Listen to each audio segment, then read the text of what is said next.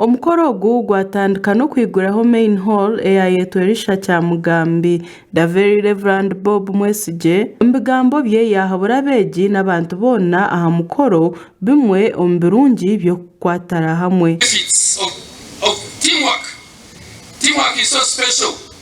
It can as well attract diverse perspectives. Those members bringing unique experiences and ideas. When people are united, they bring out unique experiences and ideas. And you girls, I encourage you, when you're studying, you go into groups. When you discuss, somebody might bring a point that you say, hey, it's going to be taka. Yahamsiriza ngo gukorera hamwe ntikuze byo kweyiya na no kugabana amagezi. Another benefit for the teamwork, you have shared workload. Collaboration can reduce individual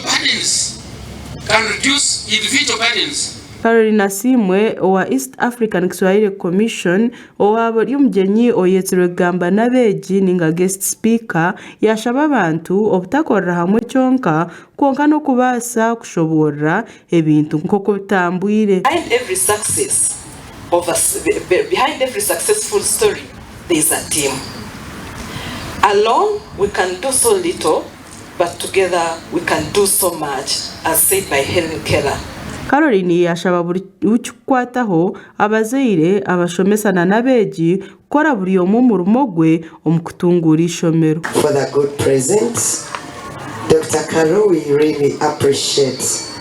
Let us feel good when you do. Omubigambo bye Grace Ndagire ori mukuru w'ishomero yasima buri omwe akozere omurumo muhango omu kushagika omurumo ogu. We are more than grateful to God for the excellent results of UCE and USCE 2024. We thank all the stakeholders for the support rendered to our school.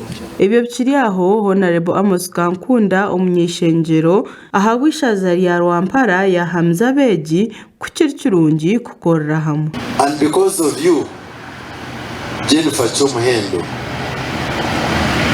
Amos Kankunda will contribute 2 million cash for the cause. Thank you so much.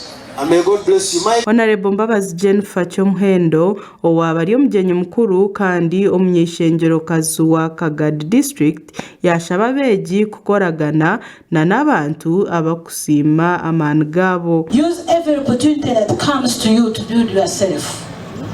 Associate with people who appreciate you, people who appreciate your efforts, people who appreciate your achievements, people who are ready to share what is going to take you to achieve your goal.